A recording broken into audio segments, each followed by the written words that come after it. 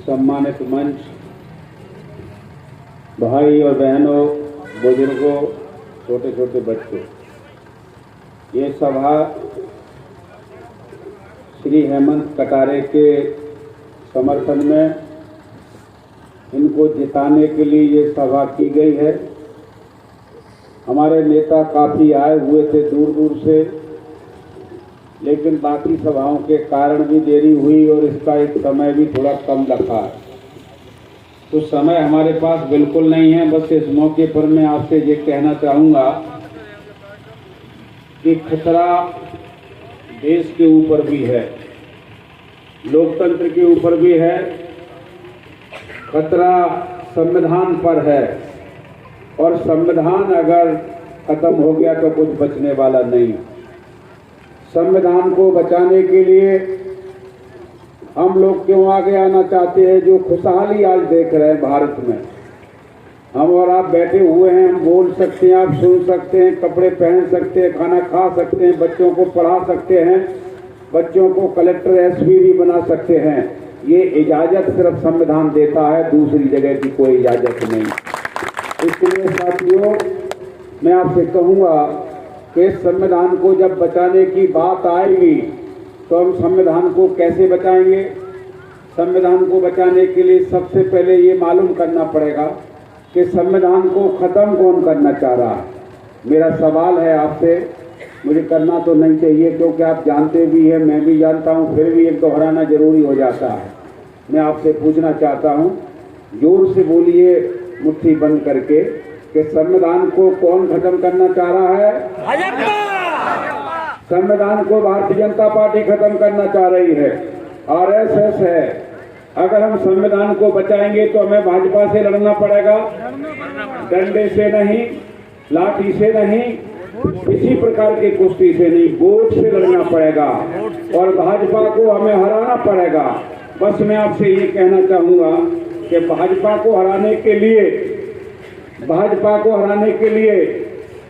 क्या हम हाथी वाली पार्टी को वोट डाल लें तो भाजपा हार जाएगी? नहीं। तो जब हाथी वाली पार्टी को वोट डालने से भाजपा नहीं हारेगी तो संविधान खत्म होगा। या और कोई छोटी पार्टी है, उसको वोट डाल लें तो भाजपा हार जाएगी? नहीं हारेगी तो संविधान नहीं बचेगा। तो आप ही बताइए कि भाजपा को हराने के लिए हम किसको वोट डाल दें? कांग्रेस एक मात्र पार्टी है जिसको वोट डालने से भाजपा हारेगी, और भाजपा हारेगी तो संविधान बचेगा। एक ही मार्ग है, एक ही रास्ता है। इसलिए मैं आपसे कहना चाहता हूं कि अगर आप चाहते हैं कि बसपा को वोट डाल दें तो हम बसपा को गलती से वोट डाल दें, या उन्होंने बसपा का उम्मीदवार खुद ही फोटो देखी आप, ये मंत्री जी के साथ में वो बैठा हुआ है, इस पार्टी में भी था पहले, और ये उम्मीदवार लड़ रहा है, ये उन्होंने लड़ाया। उन्हें मालूम है कि ये कुछ वोट एससी के काटेंगे, कुछ ओबीसी के काटेंगे, इतने वोटों से भाजपा जीत जाएगी और संविधान हार जाएगा। यही है ना? कांग्रेस के अलावा डाला गया वोट किसी भी पार्टी को भाजपा का ही माना जाएगा। चाहे भाजपा को डाल दो, चाहे कांग्रेस के अलावा और किसी को डाल दो, भाजपा का माना जाएगा। तो इसीलिए संविधान बचाने का मतलब है कांग्रेस को जिताना, और कांग्रेस को जिताने का मतलब है हेमंत कटारे का चुनाव चिन्ह पंजा वाला बटन दबा करके हेमंत को जिताना ही होगा। इसके अलावा कोई रास्ता नहीं है। हमारे अस्मत की इज्जत करने के लिए हेमंत कटारे को जिताना ही होगा, और हेमंत कटारे की जीत ही भाजपा की हार है, और भाजपा की हार ही संविधान की जीत है। इसलिए मैं आपसे इस मौके पर ये कहूँगा, और हम सरकार बनाने की तैयारी में हैं। ये चुनाव सरकार बनाने वाला चुनाव है। माननीय कमलनाथ जी मुख्यमंत्री बनेंगे। भारतीय जनता पार्टी की सरकार ने देश में महंगाई बढ़ा दी है। इस महंगाई की कमर तोड़ने के लिए हम लोगों ने वचन पत्र तैयार किया है। माननीय कमलनाथ जी के नेतृत्व में जब वचन पत्र बना तो देखिए महंगाई को हम कैसे महंगाई की कमर तोड़ेंगे। 1200 रुपए का गैस कट सिलेंडर हम 500 में देंगे। 700 रुपए से महंगाई की कमर तोड़ दी कि नहीं तोड़ दी?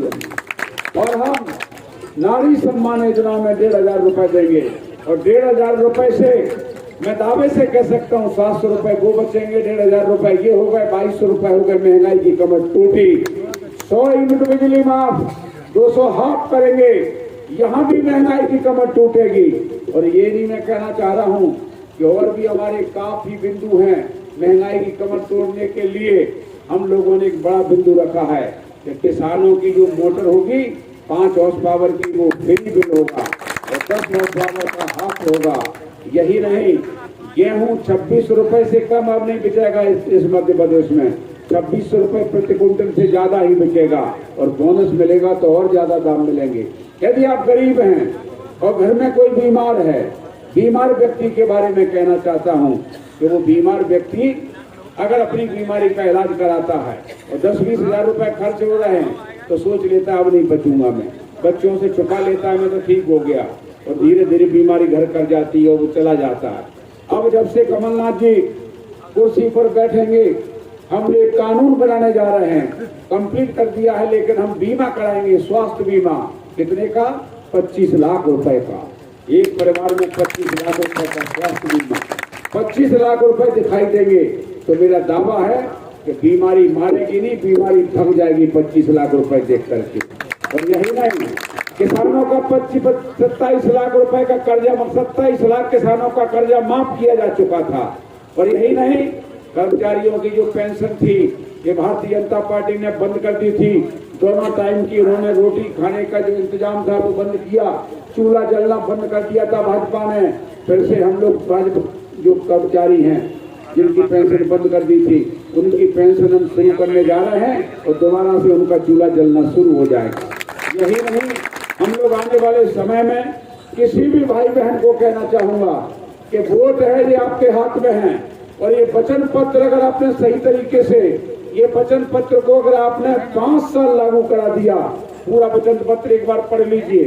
उस वचन पत्र में इतने प्रावधान दिए हम लोगों ने कि वो वचन पत्र अगर आपने एक बार पढ़ लिया, मेरा दावा है मैं स्टाम्प पर आपको लिख करके दे सकता हूं कि वो वचन पत्र अगर आप पढ़ लेते हैं तो भाई बहनों की तस्वीर और तकदीर 5 वर्ष में बदल जाएगी। ये मेरा दावा। वोट देकर के जिताने की जिम्मेदारी आपकी, और जीतने के बाद आपके दुख, आपके तकलीफ, आपके कष्ट, आपकी त्रासदियां, इनको मिटाने के, इनसे लड़ने की जिम्मेदारी हेमंत कटारे और भूत की जिम्मेदारी है। धन्यवाद।